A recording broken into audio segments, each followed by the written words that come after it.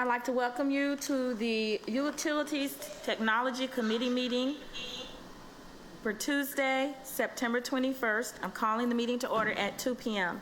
I'd like to thank everyone who has come today and present for the attendance of our meeting. We do not have a quorum, so I won't call for approval of the minutes. So the information that will be shared today will be for informational purposes only. As new business, I had asked Alabama Power to come and provide us with an LED update. As you know, Alabama Power has been working with the City of Birmingham to upgrade the lighting in our parks and recreation facilities.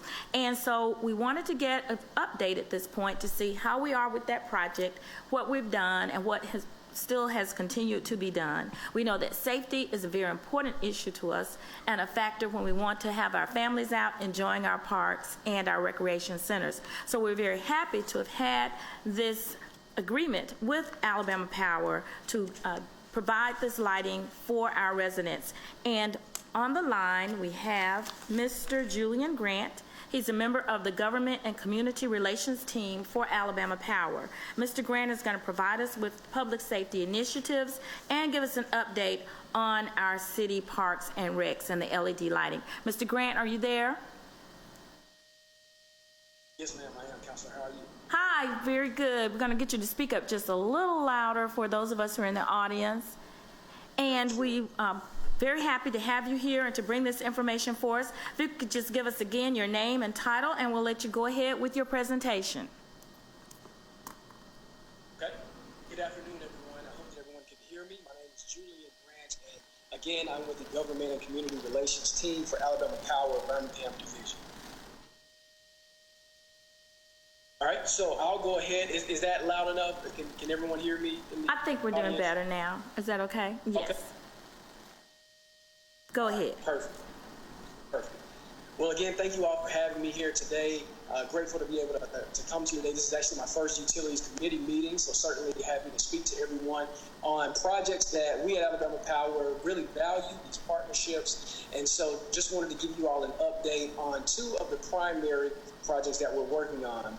If you're able to see on the screen, it says City of Birmingham Parks and Recreation. And the reason for that is because the bulk of the work that we've been doing has been in partnership with this great group, the Parks and Recreation Group at City of Birmingham. So I certainly want to take this time to give a huge thank you, a shout out, if you will, to Director Eddins and her team, also Mr. Charles Brundage over at the Parks and Recreation Group. They've been so amenable and just accommodating to all of us in terms of letting us into the facilities when we need to perform all of our cost analysis, to walk through the facilities and do all of that. So certainly want to say thank you to them. So we're going to talk about two things very briefly today at a high level. One being the LED lighting, and then also the energy services. Now, I'll break down and differentiate those two and what they mean because they both entail some portion of lighting. So we'll begin with LED lighting. And so as you can see right there, just to give you a backdrop about where we are and how we got to this point. So in 2019, an agreement was signed between the City of Birmingham and Alabama Power where 45 parks throughout the City of Birmingham were chosen to be whether lights would be upgraded to LED. This was a great partnership. Everyone was excited. We are still excited about that. From the 45 parks, it then went before the park board and then ultimately to the city council. And rather than going with all 45 parks at the same time, because of course that could be a daunting task, we decided to phase it out, take a phased approach, and go with 12 at a time. And so you'll be able to see those 12 right there on the screen. You have Patton Park, George Ward, Eastlake Park, Bradford Park. I won't go ahead and list all of them, but you can see them there. Some of them may actually be in your district. You may have played in those parks growing up or are very familiar with those parks. So we tried to get a good cross-section of all districts for all of the counselors. And so with those parks, all 12 of them, I'm happy to announce that they have been fully converted to LED. And really what I like to do oftentimes is to give you an impact study And what I mean by impact study is to let you know exactly how many fixtures were installed across all 12 of those parks. So as you can see right there, it says that a total of 345 LED fixtures have been installed across all 12 of those parks thus far. So that's something that we're very proud of. We're thankful for that partnership with the City of Birmingham. And as I stated before, this is only 12 parks. So of course, we talked about at the beginning that there are 45 parks that were chosen. So that leaves ultimately 33 that are left. We began this before COVID. Of course, COVID hit, slowed a few things down, and because of that, we're still waiting to receive the green light to go ahead with the cost analysis of the remaining 33 parks. So that's where we stand with that. Our team, our lighting services team, is on standby, and they are ready to move whenever the city says, let's go ahead and pull the trigger for you all, for Alabama Power, to go out and assess those 33 parks to upgrade the lighting. And so just to give you a better picture of what we're talking about when we say we're upgrading the lighting at the parks, we're specifically talking about walkway lighting. We're talking about security lighting, so parking lot lighting, and then also for the sake of parks, we're illuminating the playground areas for the children. So that's the lighting that we're talking about for this specific project. Next, I'll move on. I'm sorry, was there a question? No, go ahead. I did just want to stop and reiterate, now that we have that pause, thank you for the parks. We're excited to see those 12 parks that have been done.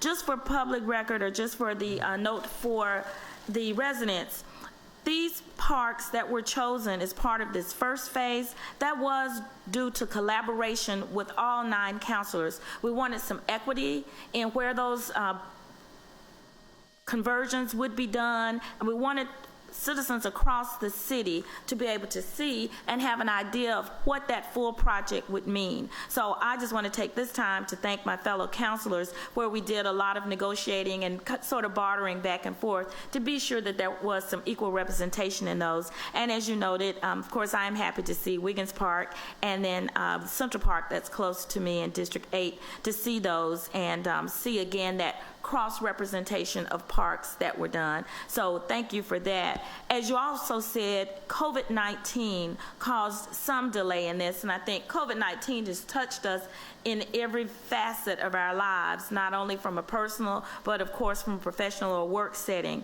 So I also think it's important that residents know that some of the additional work that could have been done, or the 33 parks that are remaining, of course we know that COVID impacted that. So you do say that you're waiting on approval to proceed with cost analysis. Is that due to the different costs now that are associated with goods and services as a result of COVID, or what would that cost analysis entail for us, or for your project? Yes.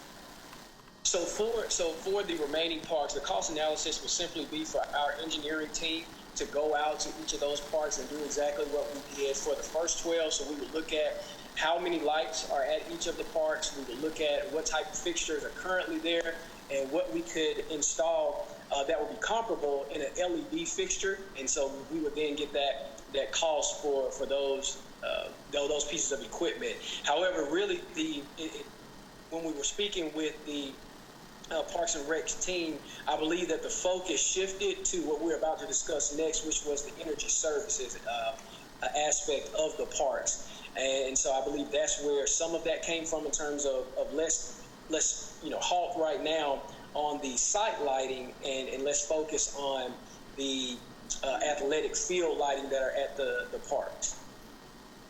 All right, so go ahead if you'll give us that update on that energy services update. Thank you. Yes, ma'am. Thank you. So the energy services piece. So essentially energy services, the way that we look at that in the lighting aspect for Alabama Power, the project that we have going on, the goal is to convert the athletic field lighting at 3 of the parks to LED. Now the parks that have been identified and chosen by the Parks and Rec team are Legion Field, Memorial Park, and George Ward Park. Now, of course, leading up to the World Games, Legion Field is the cornerstone, is the focal point of this agreement, and so that's really what we've been looking at. We've had our teams, our engineering teams go out on numerous occasions to visit the site. We've actually increased the project scope at the site to not only retrofit the lighting to LED, but also to paint the towers to make sure that they look good and appealing, and that they also can hold up the lights that will be installed there. So as you can see, you have those three parks. We do have a proposal. It came back once we had our further discussion with the Parks and Recs team, that they were asking if we could roll or include the upgrades that will be going on at the parks to be included with the existing lighting services agreement that we have. When I say we, I mean Alabama Power has with the city of Birmingham.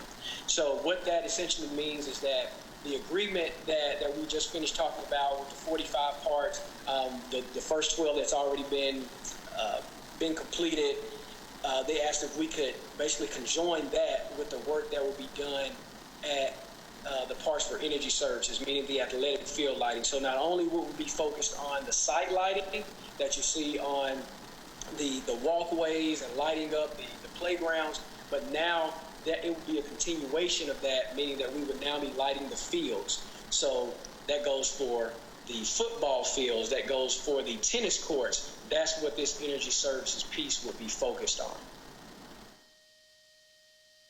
Thank you. And so yes, go ahead. I'm sorry. Oh, no, ma'am. My apologies. And I was just going to conclude with, so that proposal is being prepared now. I spoke with the manager for that group today. We should be able to send over an agreement to the city by this week for you all to review, and then provide some feedback to us to see if that's something that you all would like to proceed with.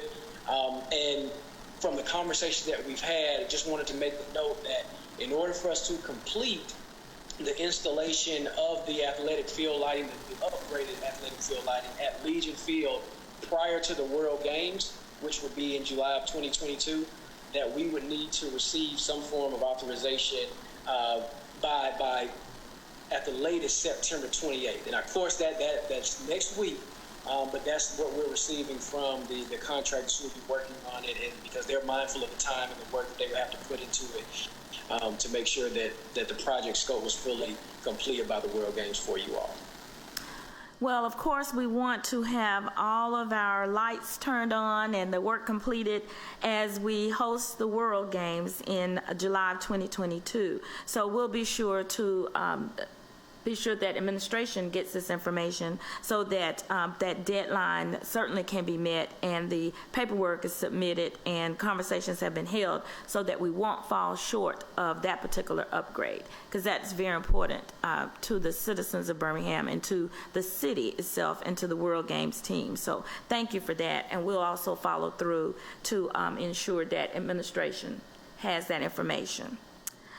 Well, thank you for these updates. Again, we did have some questions before by some of our counselors, and so I thank you for bringing this particular update to us, because we want to ensure that our parks are safe and they are well lit, and it looks like we are on target. If we could keep COVID down to where it's not impacting us in the way that it is in a business setting, then I look forward to these additional upgrades being made in the 33 parks, and of course the energy services updates that you're making in those 3 major parks. You had some other information to share with us about ongoing and completed projects? Yes, ma'am. So the ongoing and completed projects, so that really was just an overview of what had been done in the past.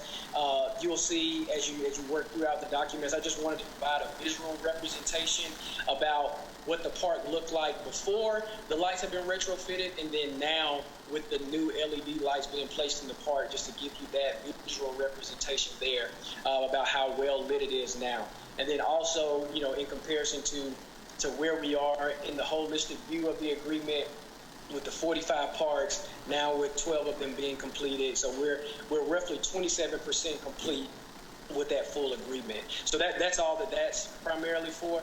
But I would just briefly like to mention that the agreement that we have right now, it is the ALDOT interstate lighting pilot that we're working on with the city of Birmingham. And that is something that we're very, very excited about. This is a first of its kind partnership between ALDOT, City of Birmingham, and Alabama Power, where we are assisting with the upgrade of the interstate lighting. And so what that means is that you'll have better infrastructure for all of the residents who are traveling along those highways and byways all the interstates there in the city of Birmingham and the Birmingham metro area. And in this pilot, so it will begin at the Tallapoosa Street exit. So if you're traveling along I-2059, so at the Tallapoosa Street exit, and then it will continue all along through the I-2059 split. So where you can split off and go to Atlanta, or you can continue on going to Roebuck. That's where the pilot phase will take place. And I personally am excited about it, specifically because I grew up in the Tarrant area, so I'm very familiar with that stretch of land. So that will include 319 interstate lights that will be upgraded along that stretch of land within the Birmingham area. So we're very excited about that, and I just wanted to mention that to you all so that you were aware. Thank you, Mr. Grant. I can't tell you how excited I am to hear this piece of the information that you're sharing. I can only say how often citizens have asked, what's with the lighting on our freeways? And so we often have to tell them that's an ALDOT issue, or that is maintained by ALDOT. So I am happy to hear that they have entered that agreement with Alabama Power. So at least this section, this pilot section, we'll begin to see some lights. We can just see our city as we ride through. Often when you're traveling to other cities, you do see that their freeways, and especially within the in-town section of their freeways, are better lit. So I am excited to hear of this pilot, and I would like to see it go forward, and we see it in other areas of the city as well. So glad that they reached out to you and you all have made this agreement. Yes, ma'am. Thank you. Right. Well, thank you very much for your update. Again, we appreciate you bringing this information to us. As I said, councilors had questions in a prior council meeting, and so we have put this item on the agenda for the Utilities Committee. We will also provide this information to those councilors. If they have other questions, then we'll direct them back to your office, as well as citizens may have questions about parks in their area, and then we'll have information to let them know that that project is ongoing. We're at phase 1, and we'll move into those other phases of the project. Thank you so much, Mr. Grant, for sharing this information. Anything else you'd like to share with us today? No, ma'am. Just thank you so much for the opportunity to come. Well, I appreciate you. And just for a little housekeeping, we do have some residents that are turning in items to us related to trees that are overhanging over your power lines. And so I know that our office has a contact where we send that information to you. So we just thank you all for following through on those requests, because again, we want to keep everyone safe, and we don't want anyone to lose power because of those low-hanging limbs and trees. So we appreciate that service and the opportunity again to work with you all to meet the needs of our residents. So look for that list. We'll be sending that over. We do have quite a few that will be coming your way to the representative there. Thank you. All right. Well, thank you all. Now we'll move to our old business, and I'm so happy to see that we have members in the audience of representing our utilities group and all of our representatives. We have a large number here today. I say a large number. But anytime I see more than one person under COVID, it's a large number. And so we are thankful for you to come in and to bring us any updates today. So if you have an update that you'd like to share, just feel free to come to our podium and just give us your name and your organization, and we'll love to hear what's going on with you.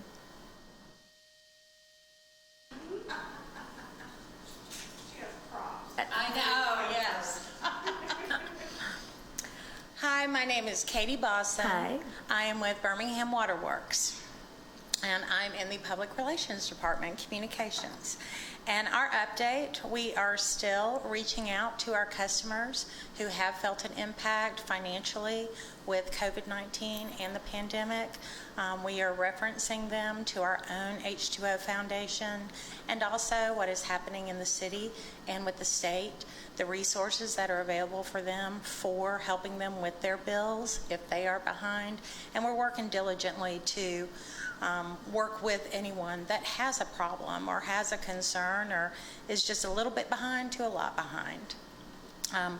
We have just finished our Water Boy initiative, and that was teaching student athletes the importance of hydration. We worked with several of the area high schools and talked to cheerleaders. We talked to football players. We also talked to band members, reminding them the importance of hydration. As much as they're excited about getting on the field and performing for mom and dad, then they got to remember they got to keep drinking their water, because safety is the most imperative. And that is one of many initiatives that we do in the community regarding drinking water, because we know how important it is. We've all learned that, especially during COVID, how much more important hydration is, washing our hands, and just the supply of water being beneficial. We are gearing up for Source Water Protection Month. I know we have lots of fun holidays. But that is, we are stewards of our watersheds. We are stewards of the source water that supplies our customers and our service area, and we want people to be aware of what we do to protect those and how important source water is and what is going on in the environment, because we won't have the water that we have if we don't take care of it. It's a wonderful natural resource that we need to be mindful of.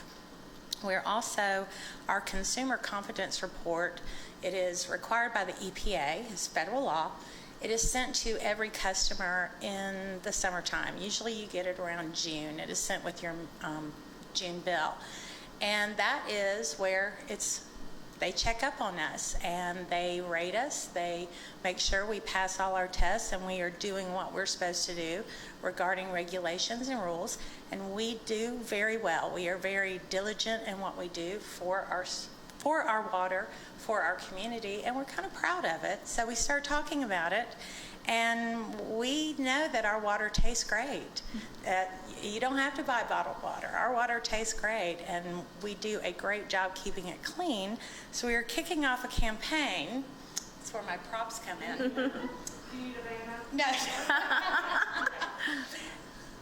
It is called Have a Drink With Me.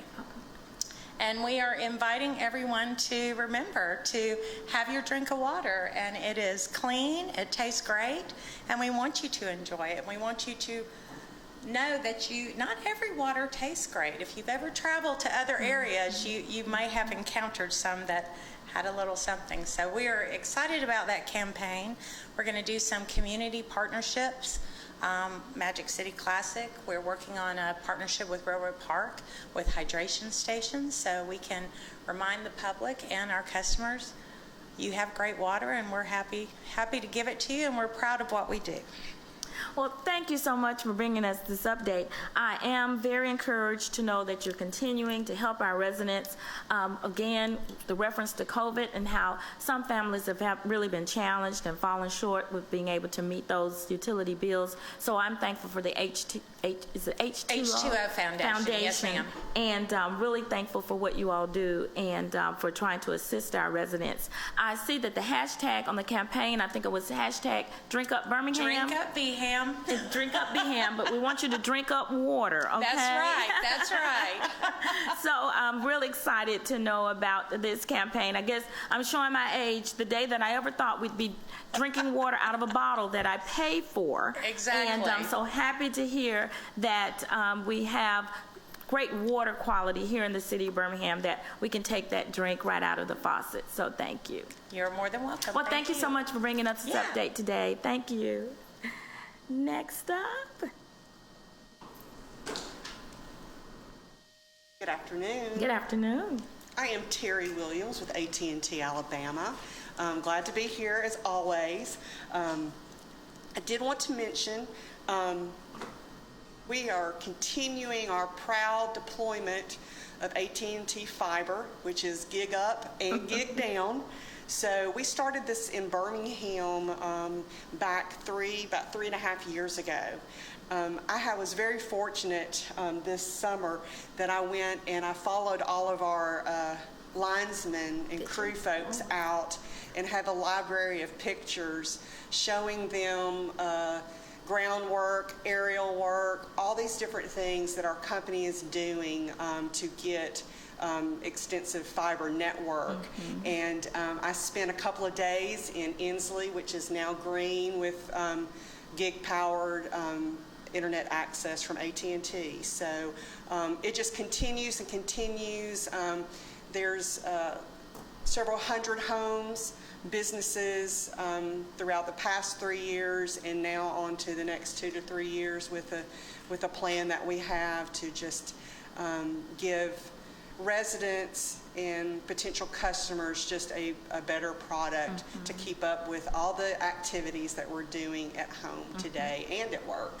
So outside of that, that's really all I had to mention, unless you guys have any questions for me. Well, I don't have a question, but I do have a comment, and I do want to, I'm glad to see the deployment of the fiber network coming into various areas within the city. When we talk about visiting other areas, not only is the quality of the water important, but that Wi-Fi or that reception that you receive, and sometimes it's not always the same quality. Right. When you visit other cities, even those other cities that may overtake you in population, but I just won't name any names there. But we are just very excited to see the work that's done and how we can deploy this, because again, we've seen through COVID how important internet access can be to families when it's for work, play, or for school. Right. So we're glad to see that deployment. And you'll see for in the future, I mean, we are more and more as a company driving back to our roots of, telecommunications, of exactly where our infrastructure is going through. And though it may look like a different view, but you can come to AT&T and get TV, but you don't know if you're getting it through a satellite, through the ground, through the wireless. There are just so many streaming. I mean, it's just a whole, but we were getting to a point where so much capital investment is going into strengthening that core, because we do have a lot of products out there, but we are focusing on that deployment and those dollars and getting that product to move forward. Perfect. So, I think we had a question. Did you have a question, Mr. McDaniel? Terry, is AT&T doing any fall football game activation activity in Birmingham? One, and what's the status of the AI lab in Atlanta? I'm sorry, the AI in Atlanta? The lab. The lab. Artificial intelligence lab. What Jeffrey has mentioned is one is or do we have any activation type things going on with football games and whatnot? To my knowledge, I do not know of any local sponsorships that are happening. We are doing lots of hiring events. I honestly don't know of anything, but guess what? I can check and find out and get you some answers if there's anything out there. Normally, what happens is Mobility will support those efforts, and those come from all different types of areas in the company. So there may be something traveling from team to team. I know we've done some things, in the past. I don't have anything for any games that have been in the past that we have done, and some tailgating scenarios. We really look at, we're a changing company, and that's one thing that I like, is that our group is able to look at things that are beneficial and that are where the customer is and where the customer wants to do that type of business. So in the past where we've done that, the reason I'm saying I haven't heard of anything is because they're using a new direction to make sure they're capturing people where they are. And as of late, not many sports venues have been a place to have that interaction. We do have a lot of one-on-one to the home still going door to door to talk to people because that's where they are, and or they welcome us in our house to talk about our products. Mr. Jeffrey here, he was able to come to Atlanta, pre-COVID, and we have what we considered a lab. It's called Bell Labs, Okay. and we have different areas across the country where people are trying to figure out the latest, the greatest bells and whistles for products. And one of the things at that time was talking about artificial intelligence, the actual movement of a car with wireless interaction. Those things are still working with different car manufacturers, and things of, I would say, things of that nature. Haven't heard that on front news lately on some of those different types. And we do kiosks, we do gunshot type detections, parking meters, all of those different things are still in the toolkits of our sales folks. So, but again, targeting, focusing on products that get the best return for the customer and for us. That's Terry's local opinion about those different things. We tend to change to whatever the next scenario is, but there is a great effort beyond that. It's probably more information than you needed without giving you an answer, but yes, they do a great job of teaching the community on site about how all of this infrastructure can and does affect our daily activity. And I just want to say this, Madam Chair. Yes. A part of the discussion and plan was maybe to get the chair of the committee to the site. I know pre-COVID you were doing renovations to the lab to do a new launch. I don't know what has happened since that time, but just kind of given the fact that it's helpful information, it still may be good to give them an opportunity to come there to see. That's perfect.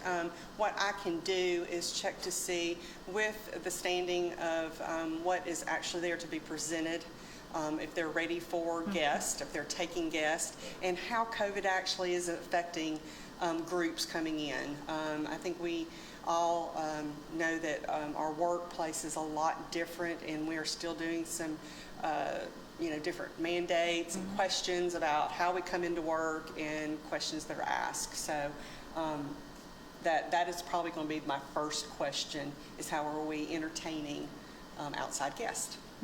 Well, thank you. We appreciate the update, and we're glad again to see the deployment of that fiber network and that ways that this is helping families here in the city. And we look forward to just any other updates and information about when we may be able to travel and go over there and see that Great. facility. Thank you. Appreciate you. Thank you. All right, one more. Do we have enough?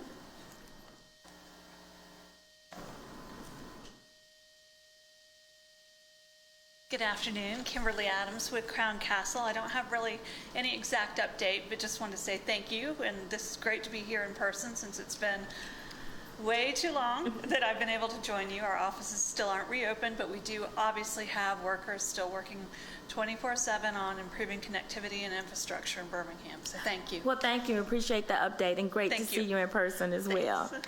I believe we did have one other person on the call. I don't know if Ms. Verizon wanted to give an update or just wanted to attend. So I don't know if he...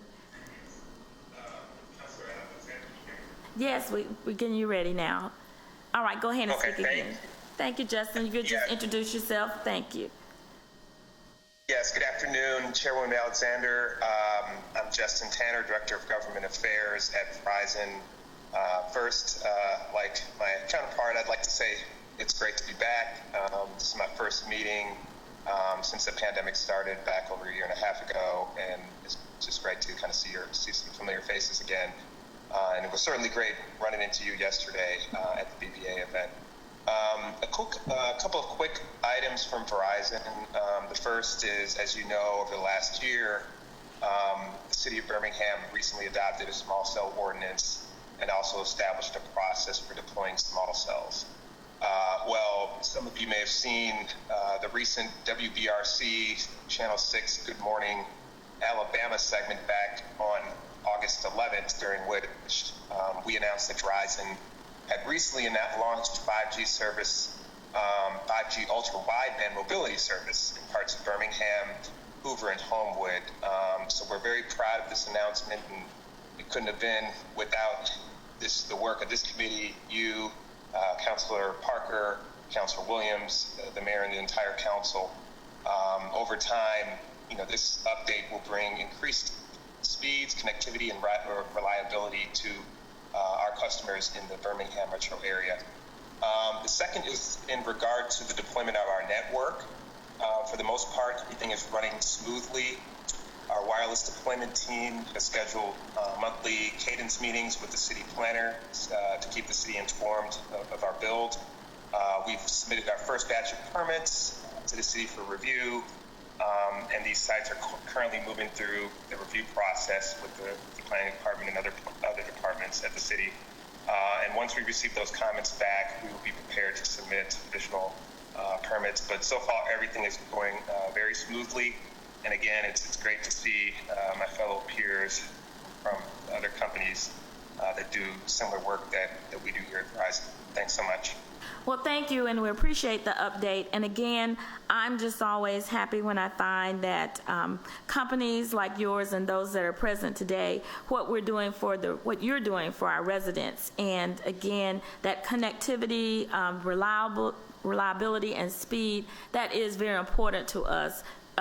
When we work, play, live, go to school, everything. It's very important. So we're happy to see all organizations do that. And I'm curious, I know we had those ordinances that we put in place for that 5G deployment. So happy to see that you're following that process and you're in the permitting phase. So hopefully all of those guidelines and rules that we established are making its way to make it a very easy and smooth process for you and your company. So thank you.